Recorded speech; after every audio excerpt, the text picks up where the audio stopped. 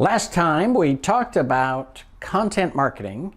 Now I want to talk about content marketing in your funnels, and in particular in your marketing funnel, which feeds into your sales funnel. Notice the marketing funnel, always bigger than the sales funnel. You need lots and lots of leads to turn into one tiny little sale. Welcome to episode 34 of the Cheeky Sales Coach, Content Marketing in Your Funnels. Just a couple of reminders on definitions. So remember that content marketing is very simply trading ideas for attention. So you've got ideas, you got good stuff to say, and you want to get somebody's attention. So you make a trade, right? I will give you this stuff, but you need to put your eyeballs on my LinkedIn, my Facebook, my email, whatever it might be. And we talked about funnels being basically wide at the top, narrow at the bottom, and you want to take a large number of people and bring them down to a few who are right for the solution that you eventually want to sell. Here are 6 or 7 things you need to know about using content marketing in your funnels. Thing number 1, I recommend that you start with a core giveaway. What does that mean? Well, you should have something. I mentioned last time, my 68-point checklist is an example of something that can be given away again and again and again. It really helps if you can say, well, I want to be known for this, whether it is giving tune-ups or audits or, whatever thing that you want to be known for. Create a good giveaway for that. A 10-page report, a 1-page report, something that can be put on a bulletin board, anything that can be delivered electronically, endlessly, forever. It kind of becomes your calling card on social media and in your marketing. Once you have a core giveaway, you can then use that everywhere all the time. You can repeatedly offer it up in your YouTube videos, on Facebook, LinkedIn, your newsletter, so forth and so on, forever. The only requirements are, first, it has to have your contact information, and second, it has to have usable information. It has to be something people actually would like to download. Remember, we're not asking them to do a lot, but we're asking them to do a little, and it's got to be worth at least that much effort. Thing number 2, and I kind of hinted at this one, you need to align the giveaway with the attention. In other words, how much action does it take to do something? Okay, you need to line up the amount of information you're giving away with the amount of commitment that you're asking somebody to make. Here's what I mean. If you put out a daily quote on Facebook, a great inspirational quote, one of my favorites is always from Stephen Covey et al., and the quote is, "The main thing is to keep the main thing the main thing." I love that quote. So you put something like that out every day, every day, every day, every day. And what's going to happen is pretty soon people start looking for that. So you have put out a tiny bit of effort, and they have put out some effort to find you and follow you. So you start with your core followers, but with luck, every once in a while, something will really hit somebody and they'll share it.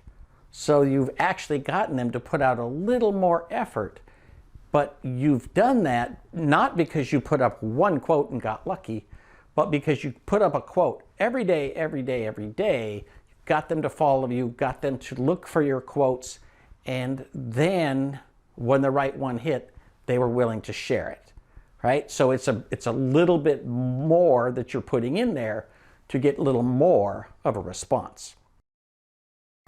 The biggie that you can ask for is someone's email address, because they know that they're going to go onto a mailing list, right? So you have to have a substantial giveaway in order to get somebody's email address.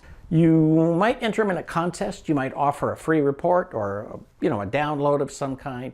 You might have a webinar, you might have a live meeting of some kind. You know, figure out what you want to do, but remember, it's got to be substantial if you want their email.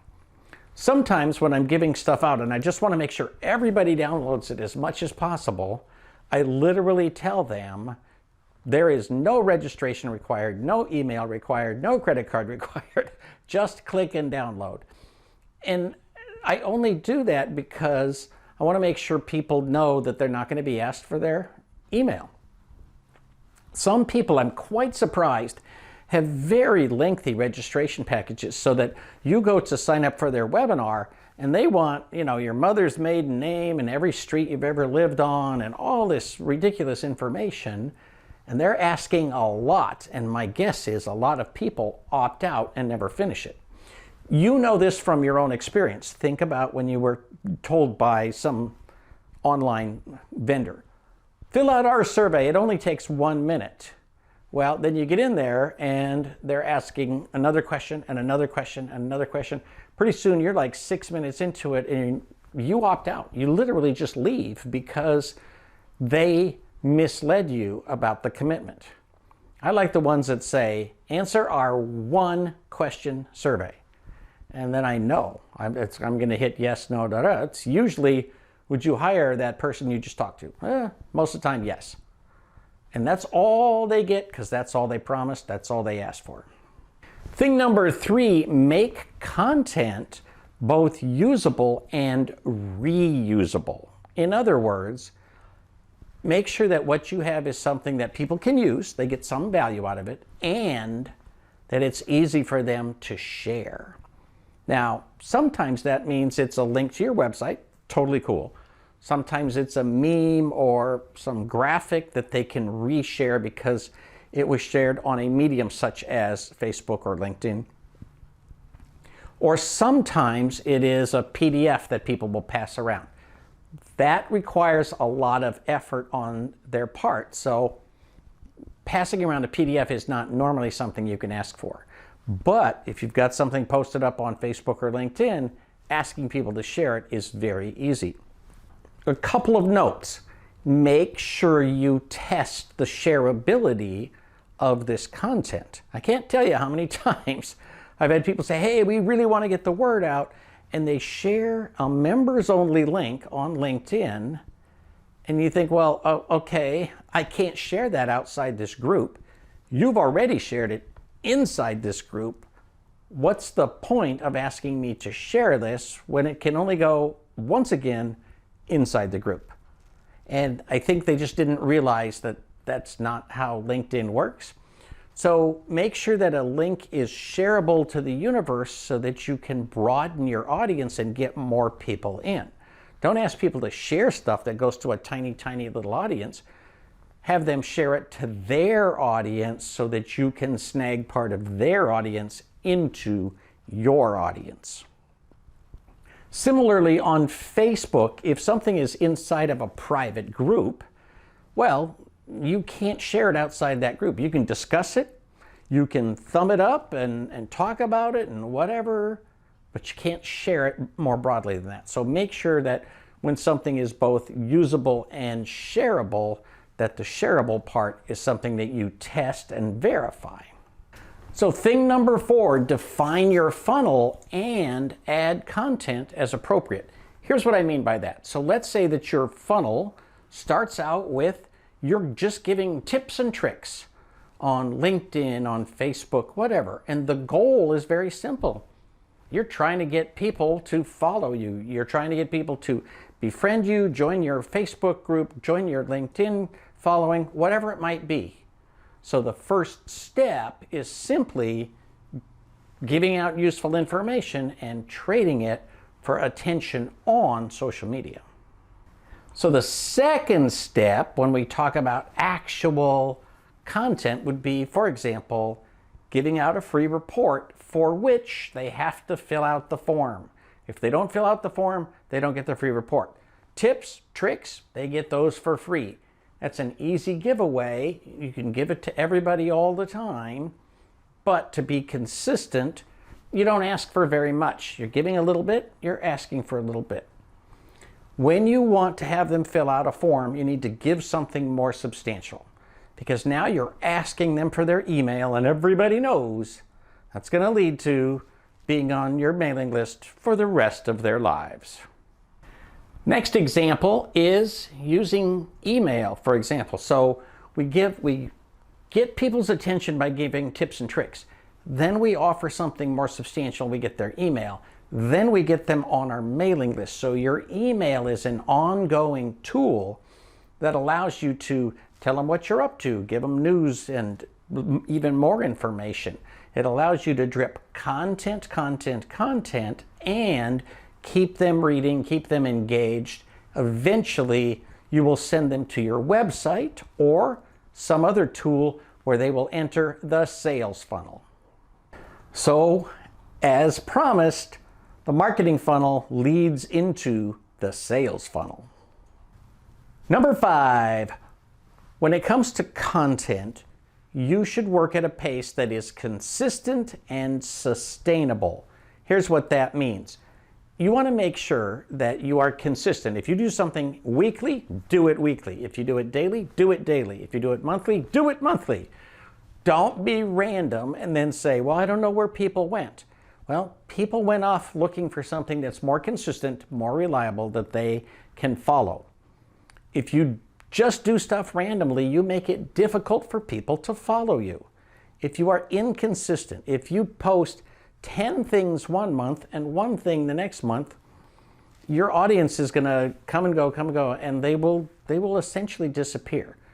The more consistent you are, the more you add followers over time. The less consistent you are, the more likely people are going to show up one time and then go away. So it's your problem, it's your fault if you're inconsistent. Now, in terms of sustainability, don't promise something every week and then deliver it 3 times a month, twice a month. If you say this is a weekly newsletter, make it a weekly newsletter. I know people who have overcommitted so much in social media. They literally say, oh, I'm going to do this 2-hour podcast twice a week. Well, that's literally unsustainable if you have a job. So, you have to be careful that you don't overcommit. So make sure it's sustainable. And by sustainable, I also mean you're not going to run out of content. You're not going to be exhausted and so forth. You have to make sure that you don't wear out and then stop delivering. Kind of related to that, number 6 is very simply, this game never ends. So it's not like, oh, we did it right in February, we're good to go until next February. No, we did it right in February, now we have to do it right in March. We have to do it right in April and May and June and July. It's like the old joke about when you're wrestling a gorilla, you don't get to decide when you stop. You don't get to decide to quit wrestling when you're tired. You get to quit wrestling when the gorilla gets tired. And as you can imagine, the gorilla's not going to get tired before you do. In many ways, online marketing, content marketing, is this gorilla that you have to fight forever. And like it or not, it's a game that you can play forever if you do it at a sustainable rate. So commit yourself, become sustainable, and make sure that you play the long game, because the game will never end. Worst part is the rules of the game change on a regular basis. I have a series of trainings I do on social media, and they always have to be refreshed. You can't replay these videos from 2 years ago and expect to have it be the same.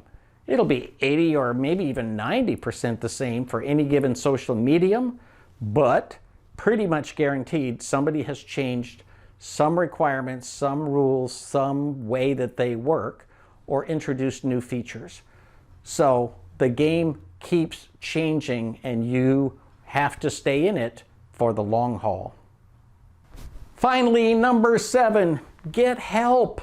For goodness sake, there are virtual assistants or actual real live warm-bodied human being assistants in your town, but there's lots and lots of people who who can help you with your social media content. You can outsource writing of blogs and Twitter feeds and Facebook feeds and all that. There are people who do that literally for a living. And you don't want to buy a service, in my opinion, unless it's really spectacular, because usually you can get better content that's more unique without having to pay as much money if you just go to Fiverr, and I'll put the link down below, or Upwork, and I'll put the link down below. When you find outsourced virtual assistants, you will find people who are very smart, very well educated, and, depending on where they're located, willing to work for not a lot of money. Remember, they've got a process. They've got tools. They take what you need, they put together a bunch of feeds, they stick it into an Excel spreadsheet, and they push a button and off it goes. They can do more work than you can do in a shorter amount of time because they bought into tools that allow them to do that. So what might take you an hour might take them 15 to 20 minutes. And then that allows them to have many, many clients, and they don't have to make a living off of you. So they make a living off of having many, many clients who help them use their tools to go dig up gold. No matter how you do it, I recommend that you find someone to help you with your social media content. Help develop it, help spread the word, help to post it and repost it. Send me any questions you have. Like it if you like it. Please share this video series with your friends, and give us a thumbs up if you can. I appreciate it, and I'll see you next week on the Cheeky Sales Coach. Call to action. Like, subscribe, and ring that bell so you won't miss a thing.